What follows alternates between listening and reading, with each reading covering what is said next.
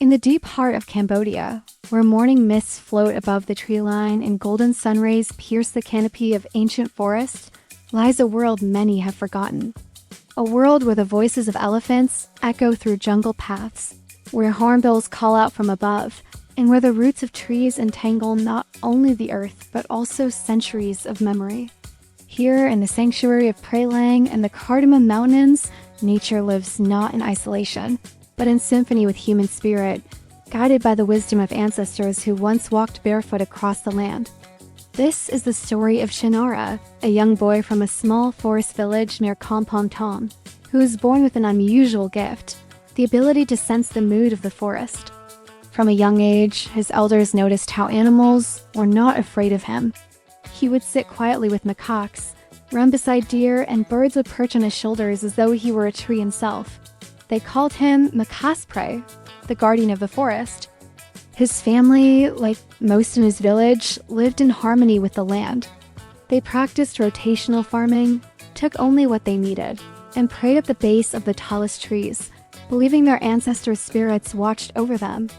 The forests were sacred, filled with legends passed through generations. Water buffalo were not just beasts of burden, but symbols of strength. The Mekong was not just a river, but the lifeblood of the earth, carrying memories downstream.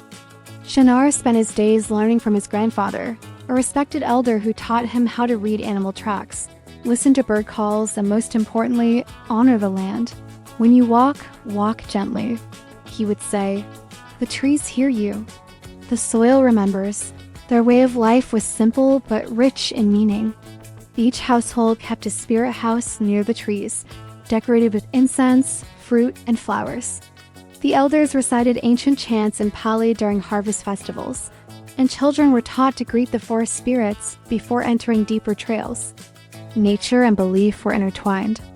But the peaceful rhythm of life began to change. Illegal loggers, drawn by the lucrative trade in rosewood and other precious trees, began to invade the forest. The hum of chainsaws replaced birdsong. Trees fell, animals fled, and the rivers, once clear, turned murky with the erosion of wounded land. Channara, now in his teens, could feel the forest's sadness like a weight in his chest. He rallied his village. Together with monks from nearby pagodas and forest rangers, they formed a community patrol group. By night, they tracked illegal activities. By day, they educated others about sustainable living. They used traditional stories to remind children of their heritage and held festivals to celebrate the spirits of nature. One of the first steps Channara and his group took was to revive an ancient ancestral trail, once used by monks and herbalists.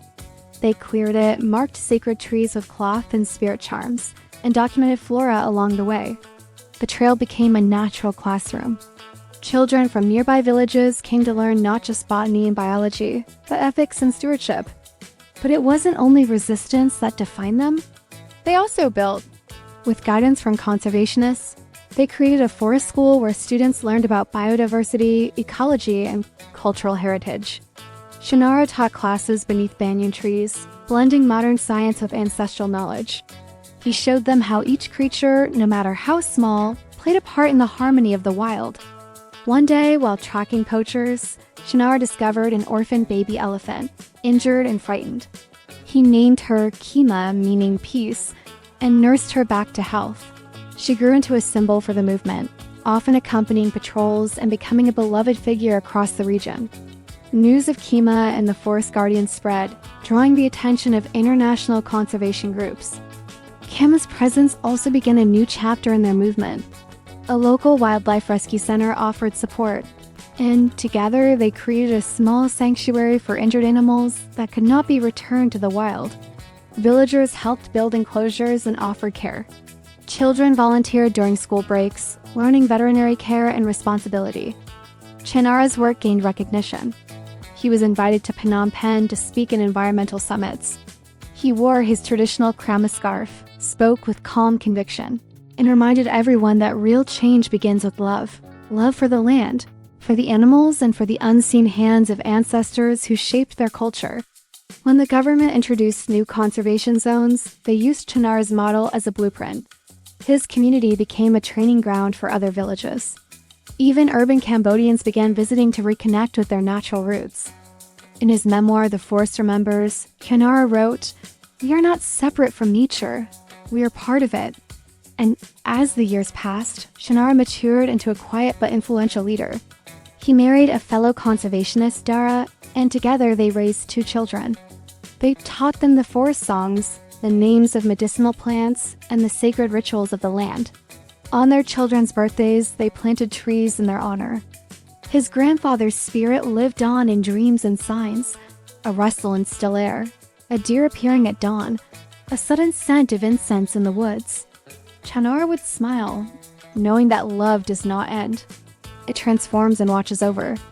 And so the tale of Channara, the boy who understood the language of the forest, continues to echo through the hills and valleys of Cambodia.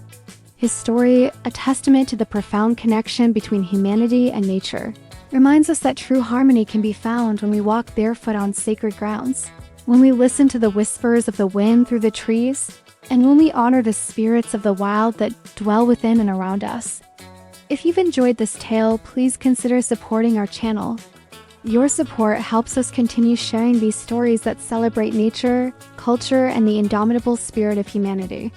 And who knows, your name could also be added to the list of supporters whose names appear at the end of our videos, becoming part of this wonderful community. Deep within the Cambodian wilderness, nestled amidst the mystical embrace of ancient trees and the haunting echoes of the past, there existed a profound connection between humanity and the natural world. This tale delves into the very essence of this bond, exploring the harmonious coexistence between man and nature and the profound impact of cultural beliefs on the preservation of our planet. Our story unfolds in the remote village of Prelang, cradled by the majestic Cardamom Mountains and the sprawling wilderness of the Amlang Ramali Forest. Here, time seems to stand still as traditions whispered down through generations continue to shape the lives of those who call this place home.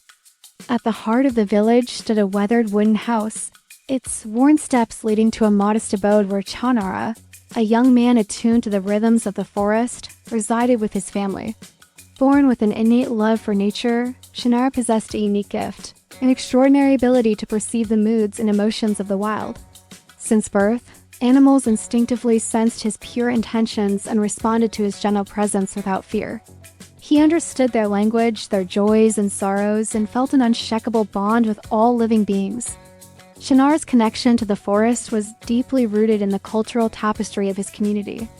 Like many indigenous cultures, his people held a profound reverence for nature, believing that the spirits of their ancestors dwelled within the trees, the rivers, and every living creature.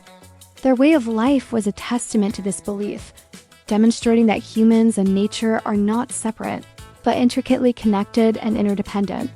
Theirs was a world where harmony was not just a concept, but a way of life. They lived in perfect balance with the environment, taking only what they needed and giving back in respect and gratitude. Their homes were nestled in the embrace of nature, seamlessly blending into the surroundings. Rotational farming practices ensured the land's fertility, while the bounty of the forest provided sustenance and materials for their needs. Every aspect of their lives, from the medicines they used to the rituals they performed, was deeply entwined with the natural world. As Channara grew, so did his standing of the forest and its inhabitants. Under the patient guidance of his grandfather, a revered elder, he learned the secrets of the wild. His grandfather, with his weather-beaten face and twinkling eyes, was a repository of ancient knowledge.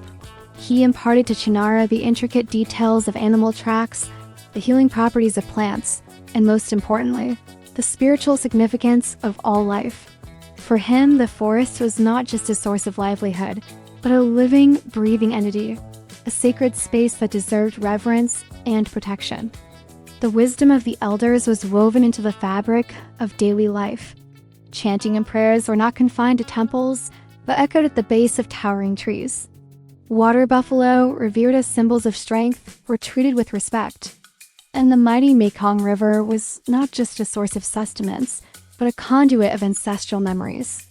Each bend of the river, each gnarled tree root held stories that had unfolded over countless years. The forest itself was a living archive, whispering tales of the past to those who knew how to listen. However, the tranquility of this idyllic existence was not destined to last. The distant hum of progress reached even this secluded corner of the world, bringing with it both opportunities and challenges. The allure of the outside world proved too strong for some, and logging companies descended upon the forest, their eyes set on the valuable hardwoods that had stood for centuries. The symphony of the forest was disrupted by the discordant notes of chainsaws. Giant trees crashed to the ground, sending shockwaves through the ecosystem. Animals fled, their habitats destroyed, and the once pristine rivers became clouded with debris. Channara watched in dismay as the forest, his second home, was ravaged and depleted. The very life force of the land seemed to wither under the onslaught of greed and destruction. It was a stark reminder that the natural world was not invincible and that the harmony they had cherished for generations was hanging in the balance. In the face of this unfolding crisis, Channara found solace and strength in the wisdom of his ancestors and the unwavering support of his community. Guided by the teachings of his grandfather, he realized that it was their duty to become the voice of the voiceless, to stand up for the rights of the forest and its inhabitants. With the backing of his community, he embarked on a mission to protect the land they had called home for generations. Their efforts took many forms, from organizing community patrols to confront illegal loggers to educating the younger generations about the importance of conservation. Every step was a testament to their resilience and their deep-rooted connection to the land. They revived ancient customs, reinterpreted traditional myths, and adapted ancient wisdom to the modern context. It was a delicate balance, preserving tradition while embracing the challenges of the present. Central to their strategy was education. Channara, with his charisma and passion, became a beacon for the community. He worked tirelessly to instill in the younger minds the importance of respecting and preserving nature. School children were encouraged to explore the forest, to observe, to understand, and most importantly, to appreciate the delicate balance of life.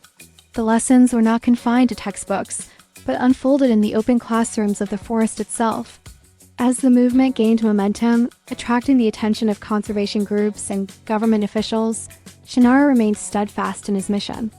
He understood that true change could only come from within, from a deep-rooted respect for the natural world. International organizations, impressed by the community's dedication, provided crucial support, offering resources and expertise to bolster their initiatives. The influx of outside support was carefully navigated, ensuring that it complemented, not overshadowed, the community's efforts. Despite the challenges and setbacks, Channara's determination never wavered. He continued to champion the cause, reminding everyone that every small step, every tree planted, every animal rescued was a victory for the forest and for their shared future. Yet amidst the struggle, there were moments of joy, moments that affirmed the purpose of their endeavor.